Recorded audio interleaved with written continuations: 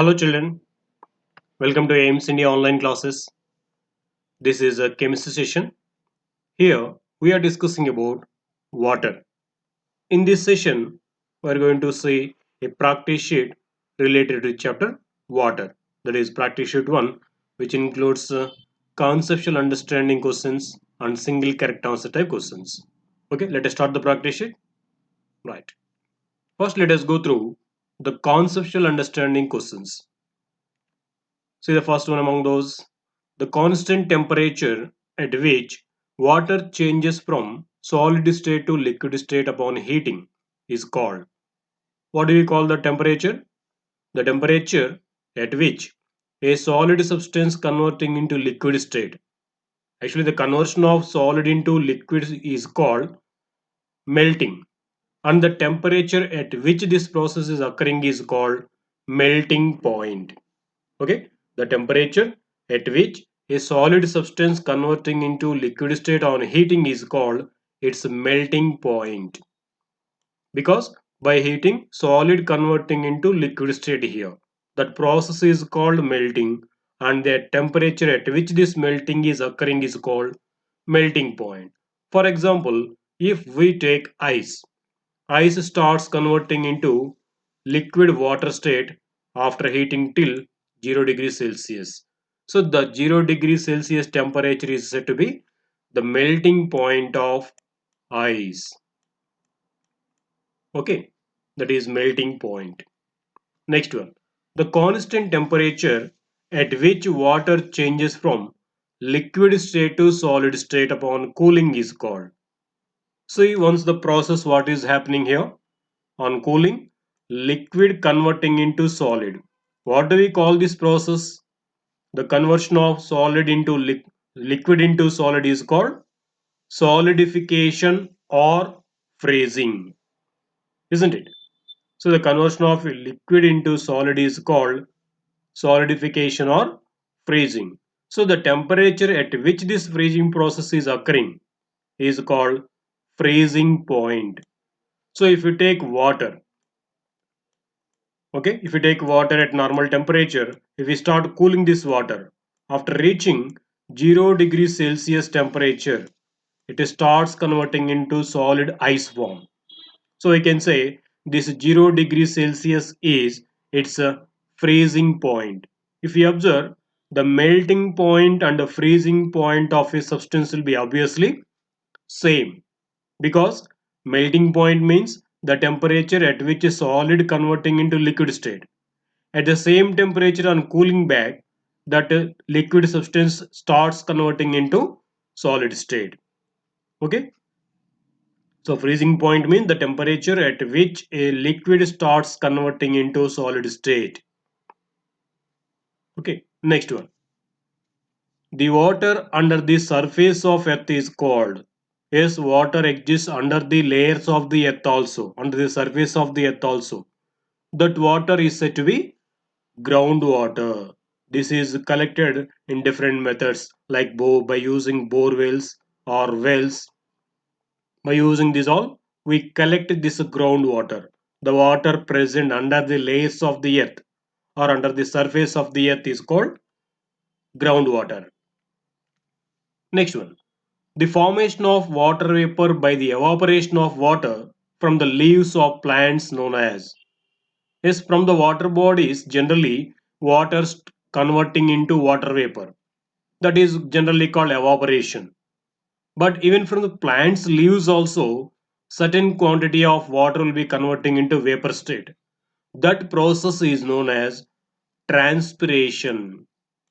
The excess amount of water taken by the plants will be left from their plant leaves. So that water will be evaporated from the leaves then. That process is called transpiration. Next one. The water suitable for drinking is called. Is water is available from the different sources for us. But the water from all the sources cannot be taken directly for the consumption, isn't it? So because they may contain some harmful bacteria and impurities in that. But the water which is suitable for drinking, the water which is containing required quantities of salts and gases dissolved in it. That water is suitable for drinking. That water which is suitable for drinking is called potable water. Okay, what it is? Potable water. Next one. The process by which suspended particles in a water become heavy and settle down is called. What do we call that process? It is called sedimentation. If you take the water sample which is containing certain suspended impure particles, and if you allow that water in a container without disturbing for few minutes, then slowly those suspended particles will settle down. That settling down of those suspended particles in the water is called sedimentation. Okay, next one. The process in which clear water is separated from the suspended particles is called. So this we can say as a continuation for the earlier one. If you take water which is containing suspended impurities in it, and if you allow that water sample to stand without disturbing for few minutes, then those suspended impure particles slowly they will settle down. That process we called as sedimentation. And then this clear water will be separated into another container without disturbing those suspended impurities which are settled at the bottom. This process is called decantation. Okay, that process separation of pure liquid is called decantation. That separated pure liquid from the suspended impurities is called supernatant liquid, and those impurities settled at the bottom by the sedimentation process is called sediment. Okay, these two generally will be done together, sedimentation and decantation. Next one, pure water from dissolved impurities and gases can be obtained by. How do we get this pure water? For certain purposes we need to use only pure water without any dissolved gases and salts in it. So that kind of water will be obtained generally by the process called distillation. By distillation process, we can get the purest form of water. The water obtained by this distillation process is called distilled water. It is free from all kinds of impurities and dissolved salts and gases in it. It contains only water molecules. That is called distilled water, and that process by which it is obtained is called distillation. Okay, there they take the impure sample of water and they heat it. When it is boiled, water starts converting into vapor form, that we say evaporation. These vapors of pure water are collected and cooled back to get back the water in liquid state, that we say as condensation. So by that the liquid collected by the condensation process will be free from all kinds of impurities. That water is called distilled water, and this whole process is called distillation. Next one, the wastewater discharged from our houses that contains dirt from washing clothes and utensils is called. What do we call that wastewater? It is called sewage. Okay, it is called sewage. Next one, the compounds containing water of crystallization are called. Yes, certain salts they will be containing certain number of water molecules combined with their molecules. So by the presence of these water molecules in their structures, those salts will be in crystalline form and they attain certain special color to them.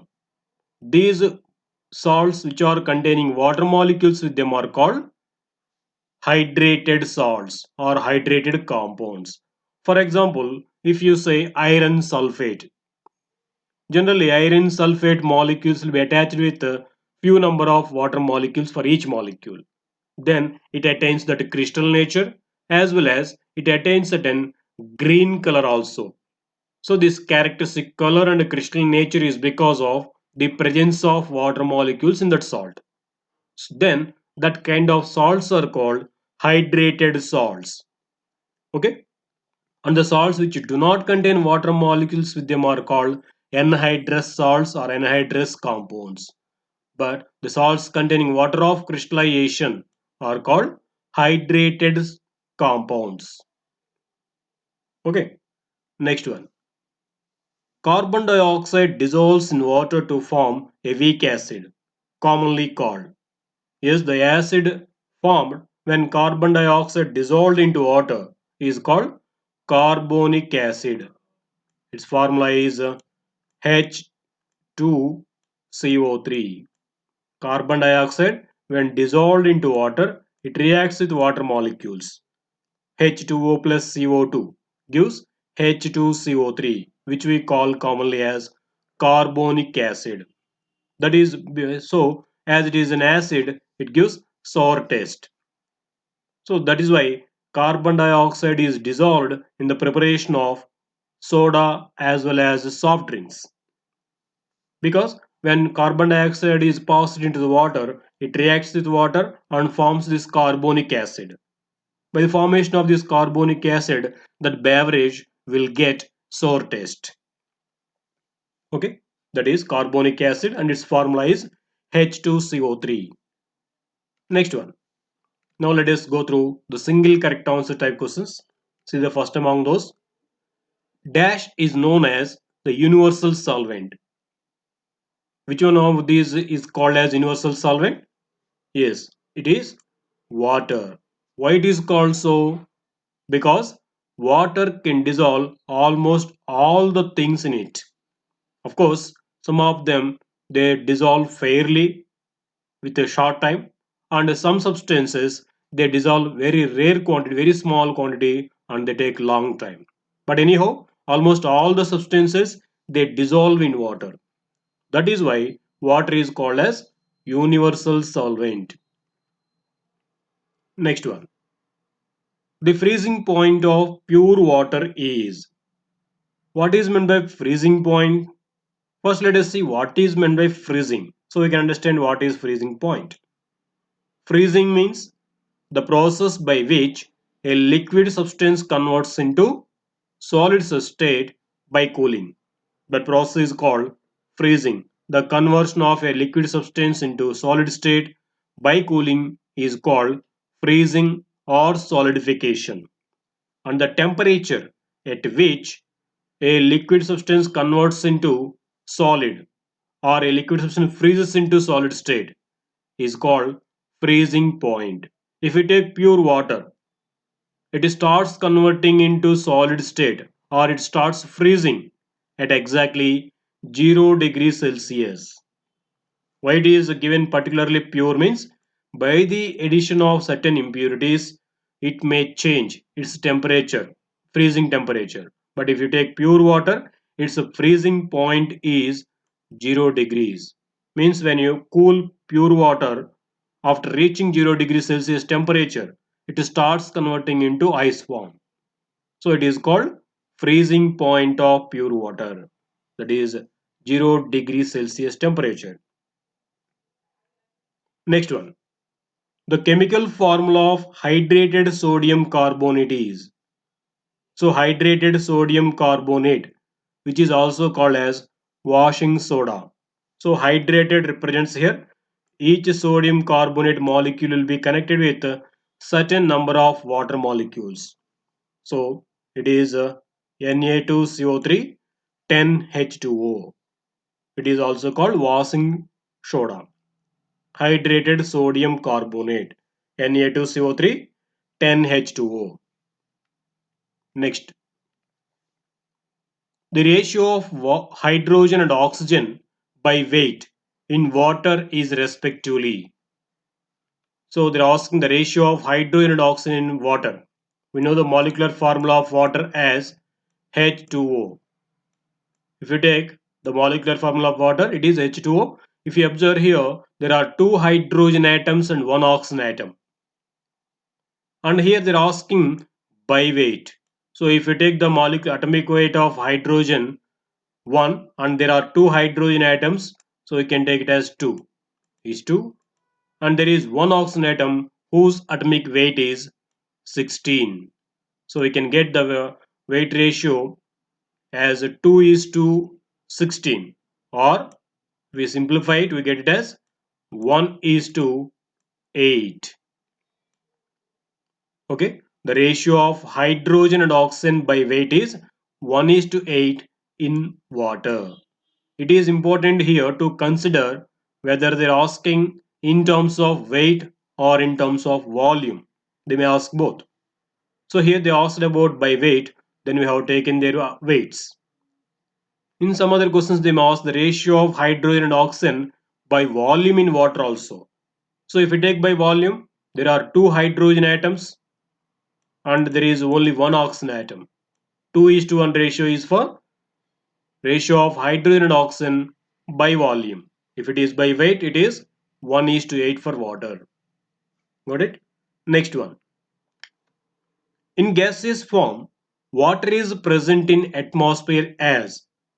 What is the form of water in the atmosphere in the gaseous state? We call it as water vapor or moisture or humidity. These are all the gaseous forms of water in the atmosphere. Here it is given water vapor. Okay. Next. Which one of the following is not responsible for depletion of water table? What is meant by depletion of water table? Decrease in the level of water under the ground is called depletion of water table. This is generally done, generally happens by the misuse, wastage of water, overusage of water. See here, rise in population. It causes increase in the usage of water. So this may lead to the depletion of water table. And even increase in agriculture. Most of the water from the sources is used for agriculture as we know. So as it is increased, the usage of water also increases and hence it causes depletion of water table. And if you see the next one, deforestation. What does it mean by deforestation? Cutting down of trees from forests. So this leads to the less rainfall and hence it causes depletion of water table. These all are the responsibilities for the depletion of water table. But if you see the sea, heavy rainfall, what happens with the heavy rainfall? More amount of water will enter into the ground or soil. More amount of water will be sinking into the soil and it causes increase in the water table. It recharges the groundwater. So it won't cause depletion of water table. It causes the increase in the water table. So it is the correct answer here because they're asking which is not responsible for the depletion of water table. Heavy rainfall is not responsible for the depletion of water table. Okay. Next one. The constant temperature at which water changes from liquid state to gaseous state is called. What do we call that? The conversion of water from liquid state to gaseous state. The conversion of a substance from liquid state to gaseous state is called boiling or evaporation. So at a particular temperature if it is happening, that is compulsory called as boiling. So the temperature at which boiling is happening is called boiling point. What is the boiling point of water? It is 100 degrees Celsius temperature. So if we heat water till 100 degrees Celsius, then it starts converting from liquid state to gaseous state. That is called boiling and that constant temperature is called boiling point. Okay. Next one. Which of the following substances do not dissolve in water? Which won't be dissolved here? Sugar, alcohol, lemon juice. These all are fairly soluble into water except oil. Oil won't dissolve into water and it floats on the water. Isn't it? Next. Chlorine is passed into the water to kill the bacteria and sterilize the water. This process is called. What do you call this process? When chlorine gas is passed into water, it kills the bacteria and germs present in it and it sterilizes the water. This process is called chlorination. Okay, chlorination.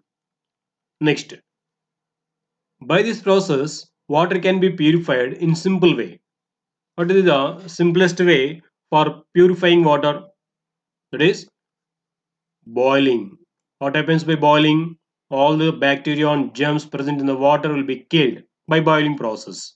So it is one of the simple processes for the purification of water.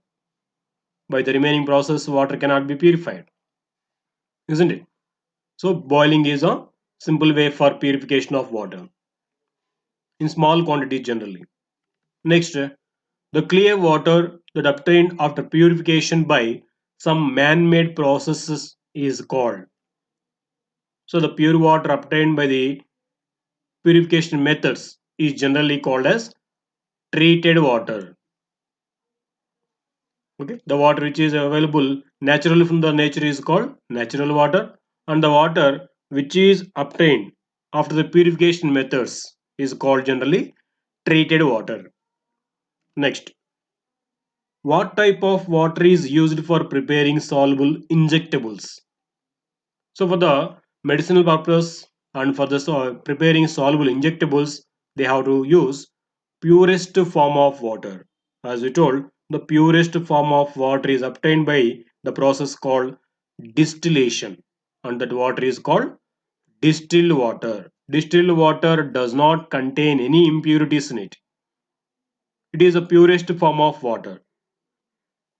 Okay, it is generally used for the preparing soluble injectables. Okay, next, the substances that pollute water are called. They are called generally pollutants. The substances which are polluting water are called pollutants.